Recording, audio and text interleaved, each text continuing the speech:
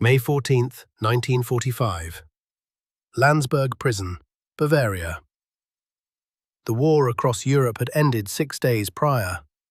Everywhere else, the world was exhaling. Paris danced, London wept with relief. New York drowned in confetti and strangers' embraces. Church bells that had been silent for years split the air again. None of that reached Landsberg. Landsberg had a cell, stone walls, a narrow cot, a bucket shoved into the corner, and a man perched on the edge of that cot who would not see another sunset. SS Obersturmbannführer Heinrich Roth had led an Einsatzgruppen mobile killing unit across Eastern Europe. His men had swept through Poland and Ukraine the way a brushfire moves through dead timber. Villages erased, families erased, children erased. The tribunal spent 4 days wading through the evidence. Survivor testimony, photographs, coordinates of mass graves, documents bearing Roth's own signature, authorizing executions in his own handwriting. Deliberation lasted under 2 hours. The verdict: death by hanging. 0600, May 15th. Roth absorbed the sentence without a flicker crossing his face. He had carried an SS rank since 1936. He had endured the Eastern Front. He had watched the Reich disintegrate around him piece by piece. By the time they pronounced the sentence, dying no longer frightened him. Being forgotten did. At the tribunal, he'd been granted a final statement. He spent it with precision. He rose, squared his shoulders, fixed his gaze on the American officers seated in judgment, and delivered words that climbed the chain of command within hours. ___, quote __, 0 ___. The courtroom temperature dropped. The presiding officer commanded that the statement be struck from the official transcript. Guards hauled Roth out of the room, but the words were already loose. They had already found the one man incapable of letting them pass, General George S. Patton, and on the evening of May 14th, 1945, 6 hours before Roth was scheduled to hang, Patton's staff car rolled to a stop at Landsberg's gates.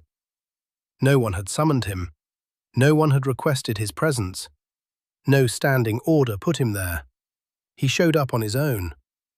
And what unfolded inside that cell, the words Patton spoke to a condemned SS commander in his final living hours, would haunt every guard who stood witness for the rest of their natural lives.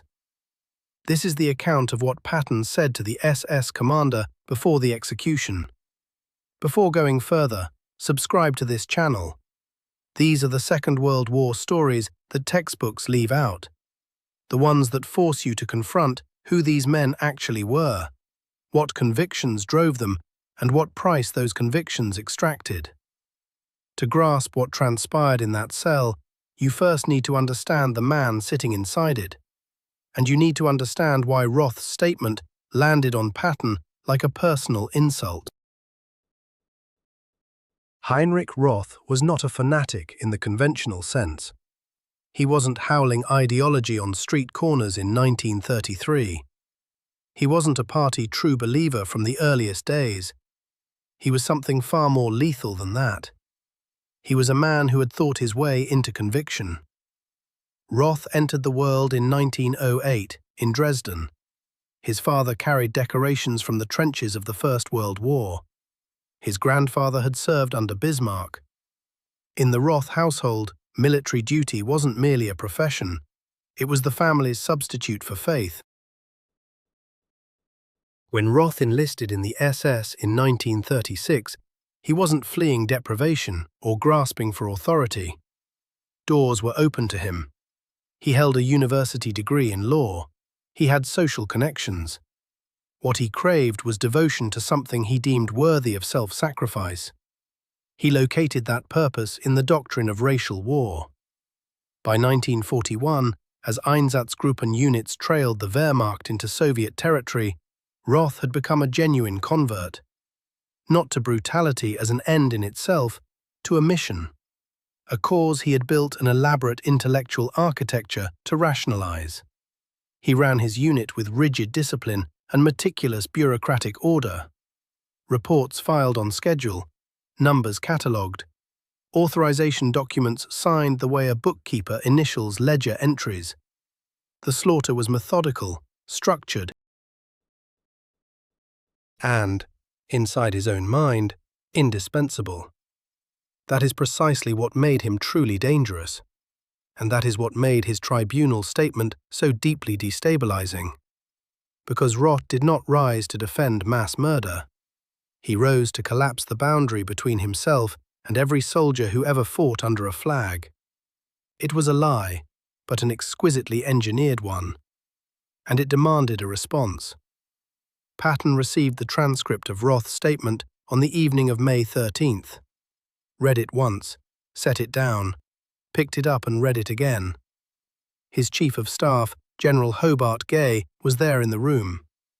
Gay later recalled that Patton said nothing for nearly a full minute after finishing it the second time.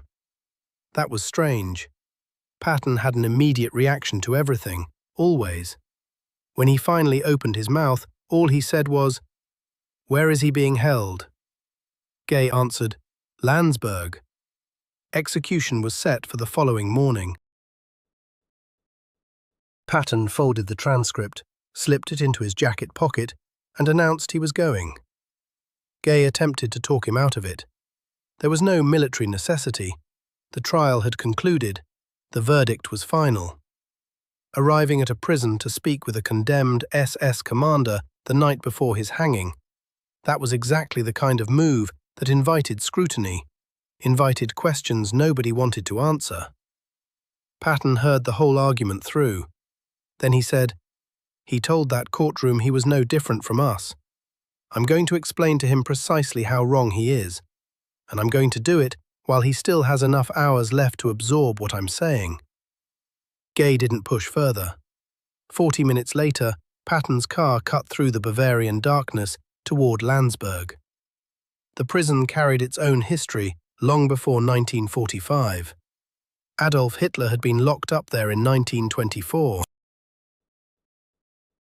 He'd written Mein Kampf in a cell on the upper floor. When American forces seized the facility in April of 1945, nobody missed that detail. Now the building housed SS officers, war criminals, men who had constructed entire careers on the ideology Hitler had scratched into those pages. When Patton pulled up to the gates, the duty officer, Sergeant Walter Crane, nearly dropped his clipboard. No one had been informed the general was coming. No preparations. No formal escort. No staff assembled. Patton walked in with 2 aides and a single MP, told the duty officer to bring him to Roth's cell, and instructed him to leave once the door swung open. The duty officer hesitated.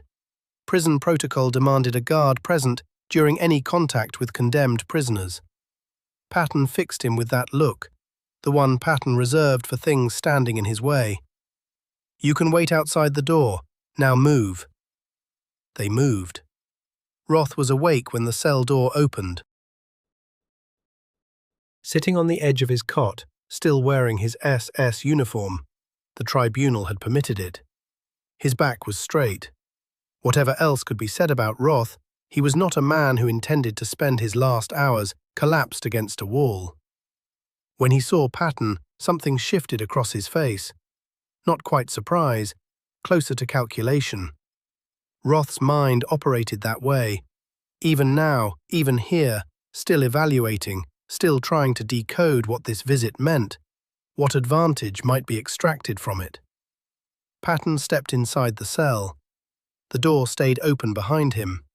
One aide stood at the threshold. The duty officer remained in the corridor, just out of sight but well within earshot. For a long moment, neither man spoke.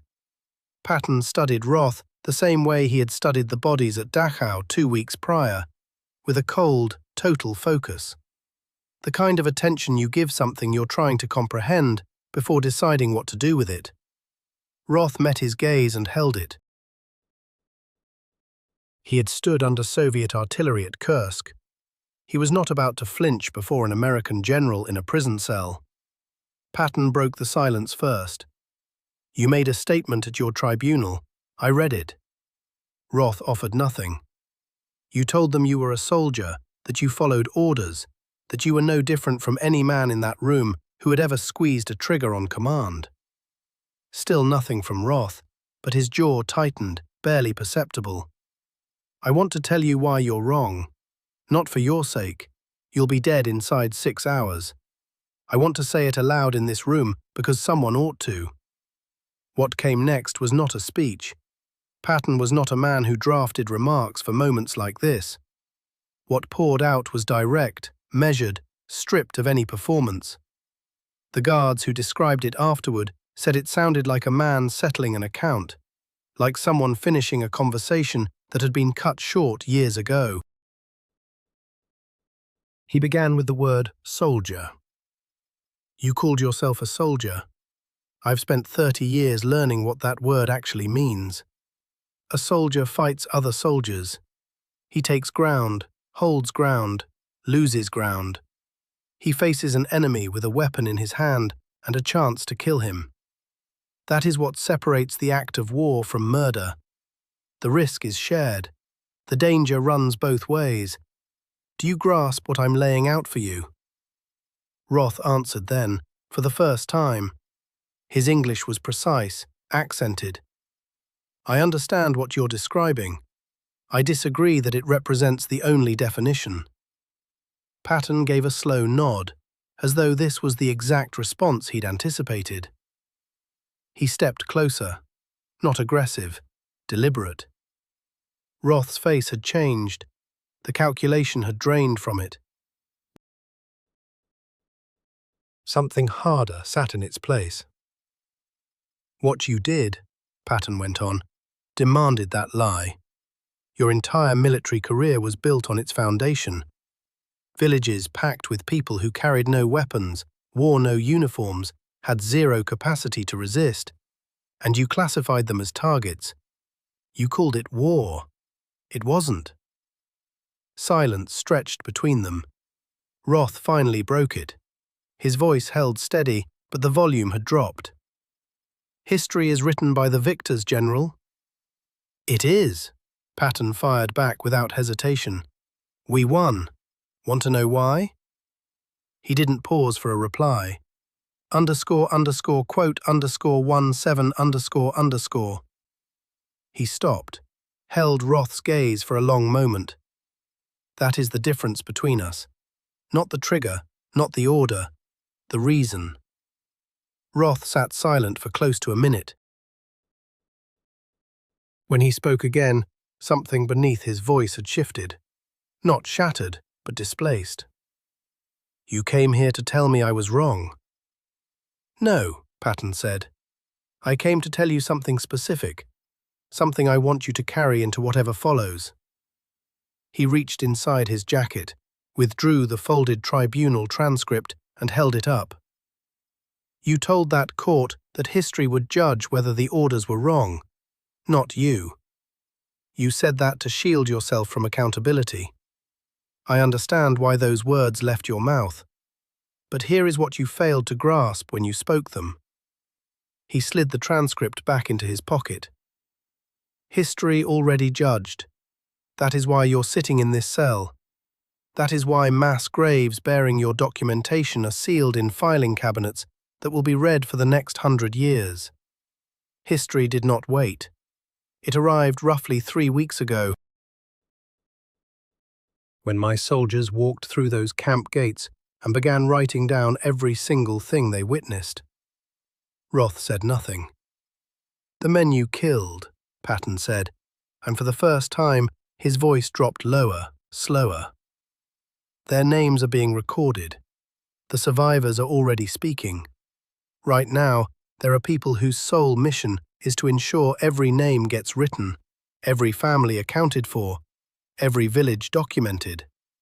Their stories will outlast everything you believed in. They will outlast the Reich, the ideology, the entire machine you surrendered your life to." He paused. "And you. Your name will surface in those records as the man who signed the order, not as a soldier, as the man who gave the order. Patton moved toward the cell door. He stopped at the threshold and turned back one last time. Roth still sat on the cot, spine rigid, but something inside him had gone quiet in a way that had nothing to do with discipline. Patton regarded him, not with hatred, not with contempt, not even pity. Something closer to finality. The expression of a man closing a ledger. And then he said it. You told that courtroom you were no different from any soldier following orders. I want you to sit with that tonight, because here is the truth. Every soldier I ever led, every man who charged forward on my command, is going home to somebody who loves him. They will raise families. They will grow old, and when they die, people will mourn them. The men who gave you your orders? Dead, or sitting in cells, waiting for the same rope. The cause you surrendered your life to is ash. The Reich is ash. The ideology is ash.